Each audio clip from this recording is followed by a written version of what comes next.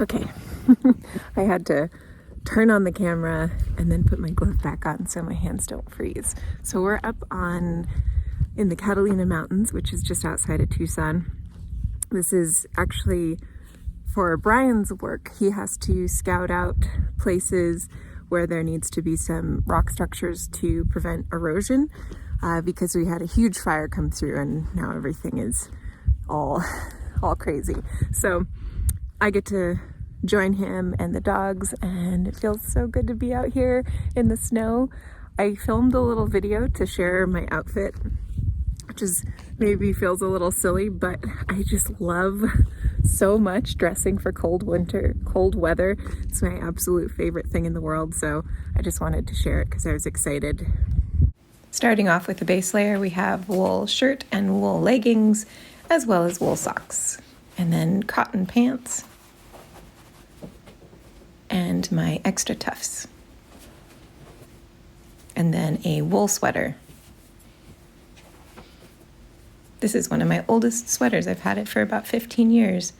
And a cashmere wool hat and a wool shawl. And cashmere wool fingerless gloves. I'll be bringing some regular gloves to put on top as well. And a canvas fleece lined jacket.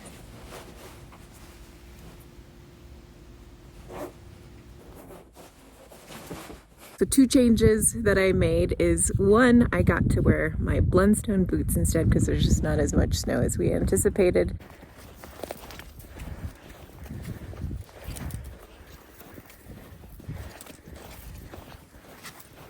And two, I have my green jacket in my backpack and I'm wearing a cotton flannel overcoat just because it's cold, but we're moving and we're in the sun most of the time. It's 29 degrees, which is just perfect.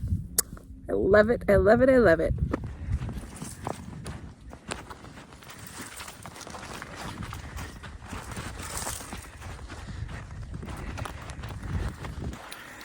Hi, Dad.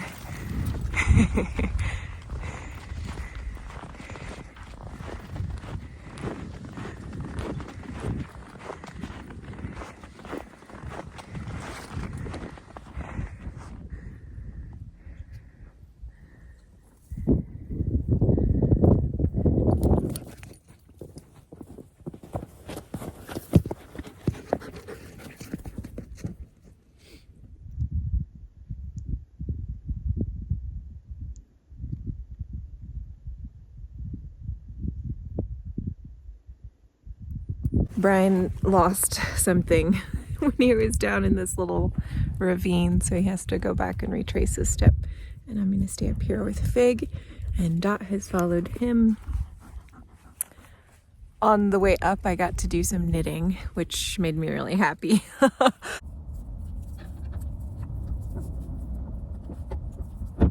My goal today is to finish the body of my halibut sweater, which is really exciting. So then I just have the sleeves to go. Oh my goodness, I can't wait. I am gonna love wearing that sweater. I can't wait till I can wear my own hand knit sweaters. It's gonna feel so good.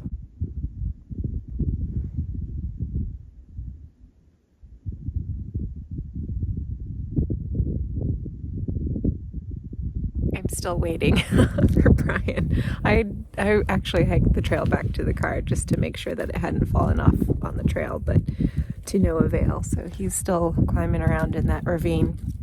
And I just remembered that my first sock squad sock will be arriving today from the Farmer's Daughter. So Brian for Christmas bought me the Sock Squad subscription for 2024, so that means every month they're going to send me a new skein of yarn, and I can't wait to see what the colors are. And I think it's supposed to come with a project journal, so we'll see.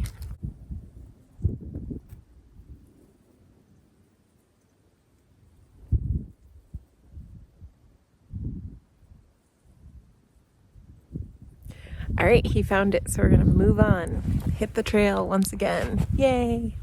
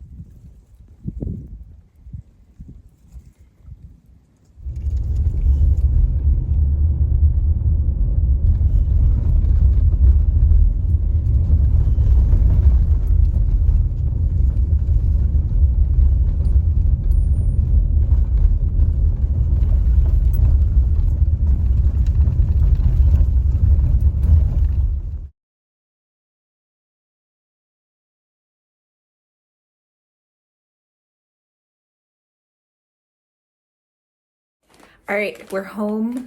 We're a little bit cold, a little bit achy, but we had a great day. And I have my first Sock Squad subscription yarn.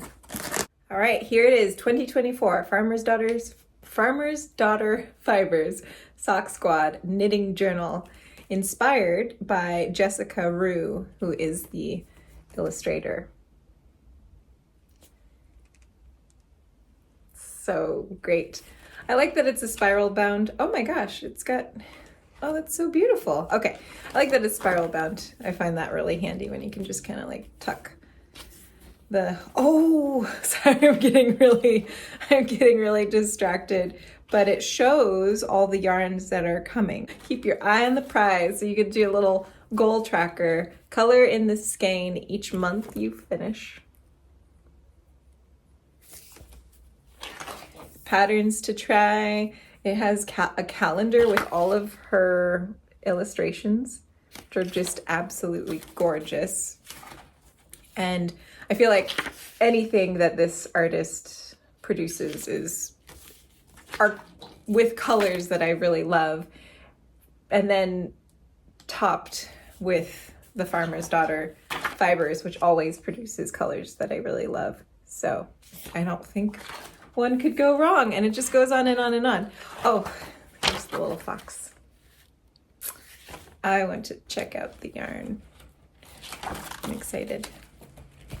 I figure if there was any subscription for yarn that I did, sock yarn would be perfect since I make so many socks.